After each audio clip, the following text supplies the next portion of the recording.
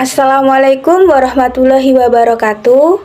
Kami dari kelompok 5 akan menyampaikan hasil analisis mengenai drama yang terdiri dari unsur-unsur drama serta karakteristik drama. Kami mengambil pentas drama dari RA Terpadu An-Nahl.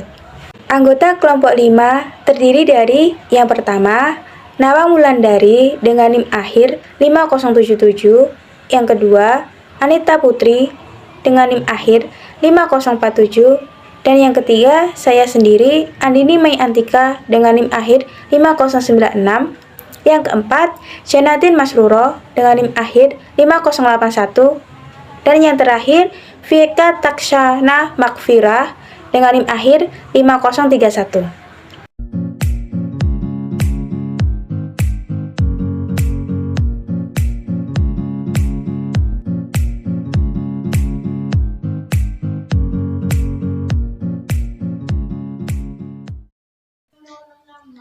Baik, untuk hasil analisis yang pertama yaitu adalah tema.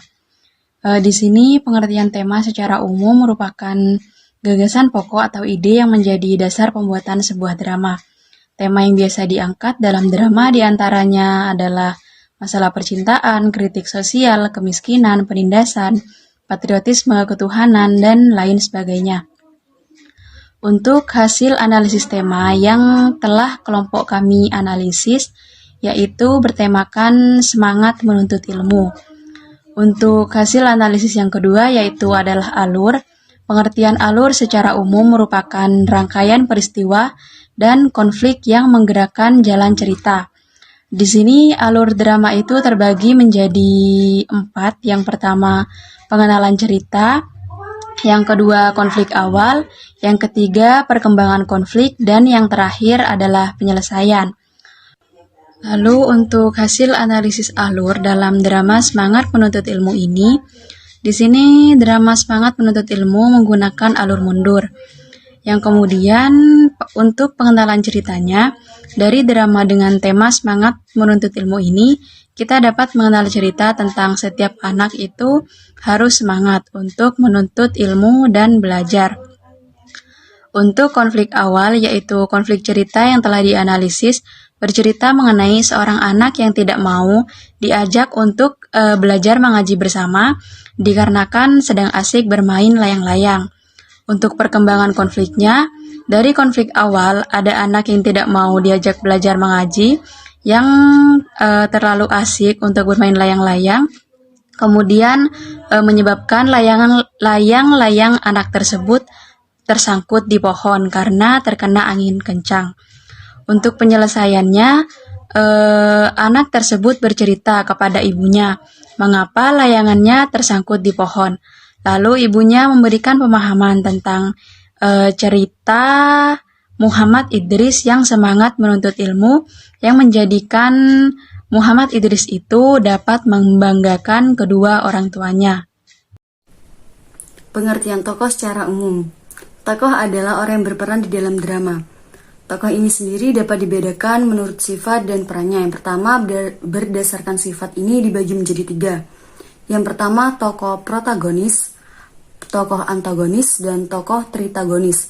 Untuk yang pertama, tokoh protagonis yaitu tokoh utama yang mendukung cerita. Yang kedua, tokoh antagonis. Tokoh antagonis yaitu tokoh penantang cerita.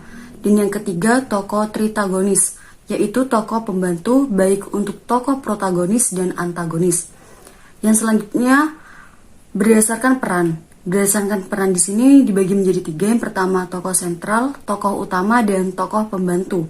Yang pertama tokoh sentral. Tokoh sentral yaitu tokoh yang paling menentukan dalam drama. Tokoh sentral ini penyebab terjadinya konflik yaitu protagonis dan juga antagonis. Yang kedua tokoh utama. Tokoh utama yaitu tokoh pendukung ataupun penantang tokoh sentral. Bisa juga sebagai perantara dari tokoh sentral. Dalam hal ini adalah tokoh tritagonis. Dan yang terakhir tokoh pembantu, yaitu tokoh yang memegang peran sebagai perlengkap atau tambahan. Tokoh-tokoh dalam drama Semangat Menuntut Ilmu ada beberapa tokoh. Yang pertama ada Amir, Ibu Amir, Muhammad bin Idris atau Syafi'i, Ibu Syafi'i, dan Imam Malik sebagai guru. Pengertian penokohan secara umum. Unsur drama adalah penokohan atau perwatakan. Penokohan atau perwatakan ini adalah menggambarkan sifat batin seseorang, tokoh dalam cerita. Perwatakan bisa digambarkan dengan dialog, ekspresi, ataupun tingkah laku. Watak para tokoh digambarkan dalam 3 dimensi, atau watak dimensional, yaitu yang pertama keadaan fisik. Keadaan fisik ini seperti umur, jenis kelamin, ciri-ciri tubuh, dan suku bangsa. Yang selanjutnya keadaan psikis, seperti watak, kegemaran, standar moral, dan mental. Yang selanjutnya keadaan sosiologis, seperti jabatan, pekerjaan, kelas sosial, ras, dan agama. Untuk cara pengarang menampilkan watak tokoh bisa secara langsung ataupun tidak langsung, yaitu dengan cara langsung ataupun analitik. Pengarang menampilkan watak tokoh langsung dijelaskan di dalam teks cerita. Untuk yang selanjutnya secara tidak langsung ataupun dramatik. Pengarang menampilkan watak tidak langsung lewat dialog, percakapan tokoh, pikiran tokoh, reaksi ataupun tanggapan tokoh lain, lingkungan, dan keadaan fisik tokoh. Penokohan dalam drama Semangat Menuntut Ilmu. Yang pertama itu ada Amir. Amir di sini sebagai tokoh utama. Amir merupakan anak yang paling malas di antara teman-temannya yang lain. Namun setelah ibunya menceritakan tentang Muhammad bin Idris atau Imam Syafi'i yang sangat rajin, pintar, baik, bisa menghafal Al-Quran, dan sampai bisa menimba ilmu ke Madinah, dan Amir pun seketika memiliki pikiran untuk belajar Al-Quran agar dapat membahagiakan orang tuanya. Yang selanjutnya ada Ibu Amir. Dalam cerita ini memiliki watak yang sangat sabar. Ibu Amir sabar dalam menasehati anaknya. Dan akhirnya Amir pun mulai mengikuti nasihat dari ibunya. Dan yang terakhir Muhammad bin Idris atau Imam Syafi'i. Imam Syafi'i dalam drama ini memiliki watak rajin, cerdas, baik. Imam Syafi'i merupakan anak yang haus akan ilmu. Imam Syafi'i bisa menghafal Al-Quran dari umur 9 tahun. Unsur berikutnya yaitu dialog. Ciri naskah drama adalah berbentuk dialog ataupun percakapan. Nah, ada beberapa hal yang perlu diperhatikan dalam dialog. Yang pertama, dialog harus mencerminkan percakapan sehari-hari. Yang kedua, ragam bahasa adalah bahasa yang komunikatif. Yang ketiga, diksi atau pilihan kata yang digunakan harus berhubungan dengan konflik dan plot. Yang keempat, dialog dalam naskah drama harus bersifat estetis atau memiliki bahasa yang indah. Yang kelima, dialog harus mewakili tokoh yang dibawakan. Dan yang keenam, memiliki kramagung atau petunjuk perilaku atau tindakan yang harus dilakukan oleh tokoh. Dalam naskah drama, kramagung ditulis dalam tanda kurung atau biasanya bercetak miring. Selanjutnya merupakan analisis naskah drama dari drama Semangat Menuntut Ilmu yang berisikan sesungguhnya Allah mengetahui yang tersembunyi di langit dan di bumi. Sesungguhnya Dia Maha mengetahui segala isi hati. Al-Quran Fatir ayat 38. Suatu sore hari yang cerah, anak-anak sedang asik bermain di tanah lapang. Anak-anak yang perempuan sedang bermain ular naga, dan anak laki-laki bermain layang-layang. Amir senang sekali, dia punya layang-layang baru. Gambarnya burung elang berwarna coklat. Tampaknya layang-layang Amir terbang paling tinggi.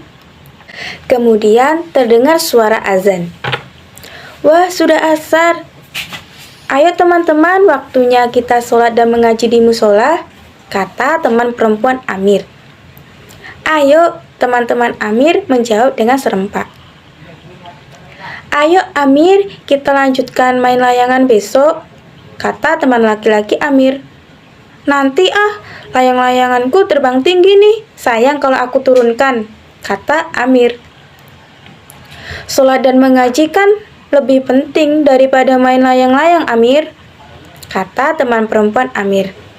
Aku kan sudah sering sholat, Aku juga sudah bisa mengaji kok. Kalau aku bolos sehari nggak apa-apa kan? Kata Amir. Astagfirullah, Amir, kata teman laki-laki Amir. Sedangkan untuk Amirnya sendiri sedang asik sekali bermain layang-layang. Padahal teman-temannya sudah berangkat sholat dan mengaji. Nah, kemudian Amir di tanah lapang sendirian. Tidak lama kemudian, angin bertiup semakin kencang. Dan layang-layang Amir terombang-ambing hingga akhirnya tersangkut di dahan pohon. "Ya, layang-layanganku," seru Amir. Nah, setelah itu Amir pun pulang dengan wajah sedih. Kemudian sesampai di rumah, dia menceritakan pada ibu tentang layang-layang barunya yang tersangkut di dahan pohon. Ibu pun mendengarkan Amir dengan sabar. "Kenapa layang-layang baruku tersangkut, Ibu? Kenapa Allah mengirimkan angin kencang itu?" tanya Amir. "Kita tidak selalu tahu tentang banyak hal, Amir. Hanya Allah yang Maha Tahu. Mungkin Allah mengirim angin kencang itu agar kamu segera sholat dan mengaji," jawaban dari Ibu Amir. "Aku bosan ngaji terus tiap hari. Aku kan sudah bisa mengaji," kata Amir. "Apa kamu sudah hafal Al-Quran? Apa kamu sudah paham isinya?" kata Ibu Amir. Amir pun kaget mendengar perkataan ibu. Kemudian Ibu Amir mengajak masuk ke dalam rumah. Lalu bercerita mengenai seorang anak yang haus akan ilmu. Latar biasa disebut juga sebagai setting. Latar cerita dibagi menjadi 3, yaitu latar tempat, latar waktu, latar suasana. Latar dapat dinyatakan melalui percakapan para tokoh. Jika di pementasan, maka latar dinyatakan dalam tata panggung dan tata cahaya. Latar tata panggung yang baik untuk drama dalam pementasan adalah tata panggung yang sesuai dengan tema drama yang akan diceritakan. Tambahkan juga background gambar untuk menunjang pertunjukan drama. Tambahkan properti yang sesuai. Jika ada properti yang dirasa tidak diperlukan, jangan diletakkan di atas panggung. Latar tempat dari drama menuntut ilmu yaitu di antaranya terdapat pada Tanah Lapang, Rumah Amir, Masjidil Haram, Madinah, Kota Mekah. Penjelasan latar tempat. Kenapa di Tanah Lapang? Karena tempat bermain Amir dan teman-temannya. Lalu Rumah Amir yaitu tempat tinggal Amir dan ibundanya. Masjidil Haram tempat Muhammad Syafi'i menuntut ilmu. Madinah tempat belajar Syafi'i di bawah asuhan Imam Malik. Kota Mekah tempat tinggal Muhammad Syafi'i dan ibundanya. Latar waktu dari pementasan drama yang kami analisis yaitu di sore hari. Latar waktu menunjukkan sore hari. Latar suasana dari drama di atas yaitu riang dan gembira, sedih, terharu. Adapun penjelasan latar suasana yaitu gembira dan riang, yaitu saat Amir dengan teman-temannya bermain layang-layang. Sedih saat layang-layang Amir tersangkut di dahan pohon, dan terharu saat Muhammad Syafi'i membuat ibunya bangga bahwa anaknya selalu disebut-sebut ulama dalam ceramahnya. Sedangkan latar tata panggung sendiri yaitu sore hari, karena background dalam pementasan menunjukkan waktu sore hari. Latar tata cahaya sore hari. Assalamualaikum warahmatullahi wabarakatuh. Saya Nama Wulandari dengan NIK Mager 577. Saya di sini akan menjelaskan tentang pengertian sudut pandang secara umum.